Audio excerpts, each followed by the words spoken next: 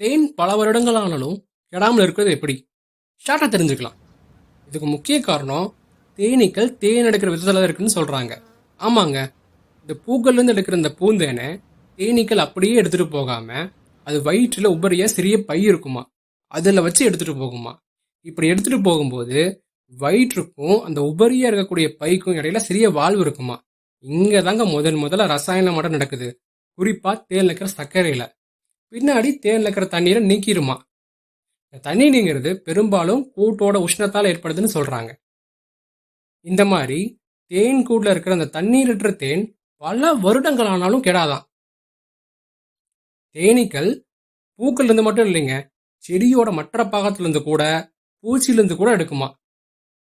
ஒரு பவுண்ட் தேனை சேகரிக்க தேனி சுமார் 55,000 மைல் தூரம் 2 மில்லியன் ஃபிளார்ஸை விசிட் அடிக்குமா.